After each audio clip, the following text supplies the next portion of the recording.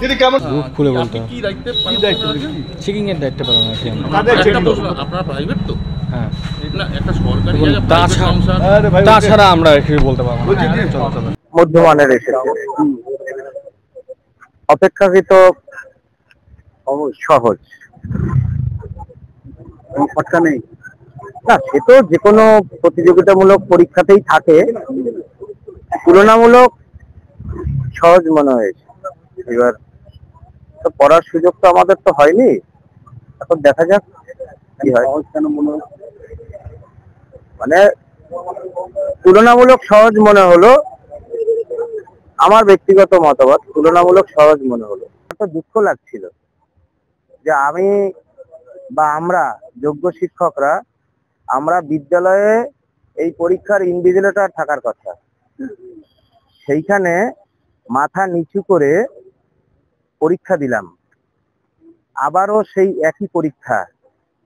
হ্যাঁ, আবারও সেই একই পরীক্ষা কারা চাকরি চুরি করলো তার দায় নিয়ে এসএসসি 2016 প্যানেলের যোগ্য শিক্ষকদের শিক্ষিকাদের আবার পরীক্ষায় বসতে হলো। এটাই তো লজ্জার বেদনার।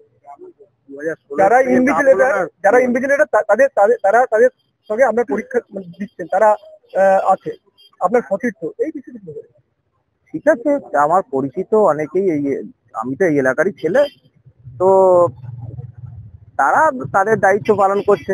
আমাদের খারাপ লাগছে এটাই যে আজকে হয়তো আমি কোনো বিদ্যালয়ে ইনভিজিলেটর হিসেবে থাকতাম, সেই জায়গায় দুর্নীতির ভয়াবহ রূপ কতদূর হতে পারে যে সেখানে আমরাই ছাত্র হয়ে বা পরীক্ষার্থী হয়ে আমরা পরীক্ষা দিলাম। এটা তো সবাই বোঝে, একটা চোর সে নিজে বলছে আমি চোর, স্বীকার করে স্ট্যাম্প দিয়ে অফিসিয়াল ওয়েবসাইটে দিয়ে বলছে আমি চুরি করেছিলাম, তার এখন স্ট্যাটাস এসে তার লজ্জা নেই। তাহলে তিনি পরীক্ষা নিচ্ছে, মানুষের আশঙ্কা আছে। আমি যেহেতু এই পরীক্ষায় অংশগ্রহণ করেছি, আমার আবেদন থাকবে এসএসসি 2016 প্যানেলে যেমন দুর্নীতি হয়েছে, এই পরীক্ষা যেহেতু হচ্ছে এটাই দুর্নীতি করবেন না। 10 বছর ধরে নিয়োগ নেই, মেধার ভিত্তিতে নিয়োগ হোক। আমি চাকরি পাই আর না পাই, আমি পড়াশোনা করতে পারিনি, এটা বাস্তব সত্য। দ্বিতীয়বার এইখানে যখন আমি পরীক্ষায় অংশগ্রহণ করছিলাম, আমার সামনে দুজন দিদিমণি গার্ড দিচ্ছিল।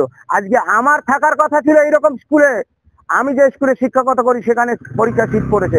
সুতরাং এই লজ্জার, এই অপমানের আপনাদের আমি বলছি, দেখুন জন্মেছি যখন চলে যাবে একদিন, এই লজ্জার এই অপমানের গণতান্ত্রিক ভাবে আইন মেনে সংবিধানকে মেনে আমরা 100% এর বদলা নেব।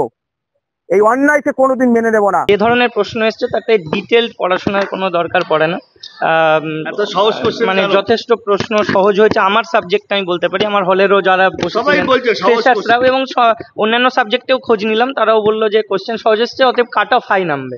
এবার হাই কাট অফ এবং সেখানে দাঁড়িয়ে যাদের সিলি মিস্টেক তো হওয়ার চান্স থাকেই, দেখা যাক, এখন বলা মুশকিল কার কত হবে যতক্ষণ না আনসার কি। কালো টি শার্ট পরে কেন এসেছেন? দেখুন, কালো টি শার্ট পরে এই জন্য এসেছিলাম কারণ আজকে তো যোগ্যদেরকে আবার নতুন করে পরীক্ষা দিতে হবে। এই বিভীষিকাময় একটা মানে তন্দ্রাচ্ছন্ন পরিবেশে আমাদের পড়তে হয়েছে, তার দোষ তো আমাদের নয়, সেটা সকলেই জানে। তো সেই মানে এটার একটা প্রতিবাদ সুলভ ব্যাপারে আমরা কালো ড্রেসটা পরেছি। আশাবাদী, দেখুন এখন আশাবাদী এইভাবে বলা সম্ভব নয়। আগে আমাদের মানে দেখতে হবে আনসার কি আছে, কাট অফ কি আছে, কারণ কোয়েশ্চেন যেহেতু সবাই বলছে ইজি হয়েছে, তাই কাট অফ হাই নামারই সম্ভাবনা। দেখুন এখন তো বলা সম্ভব না, যদি কোনো খবর আসে অস্বচ্ছতার, আমরা তো জানি আজ থেকে নিয়োগ টিয়োগ হয়ে গেলে আবার 2 বছর পরে 3 বছর পরে কি বেরোবে তা তো এখন বলা সম্ভব নয়।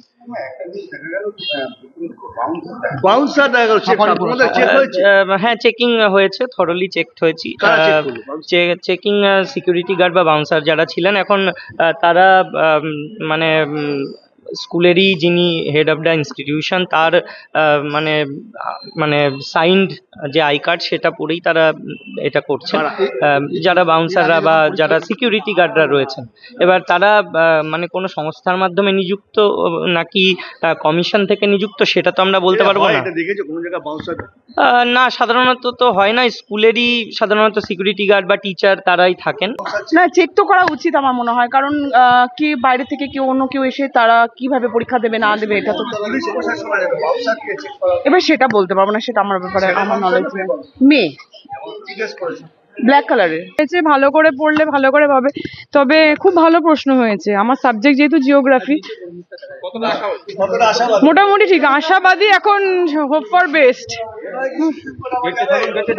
প্রশ্নপত্র কিন্তু ভালো হয়েছে, এখন আমি আমার সাবজেক্ট বলতে পারি, আমি তো অন্যদের সাবজেক্ট বলতে পারবো না। ফলো করুন সংবাদ প্রতিদিন ডিজিটাল।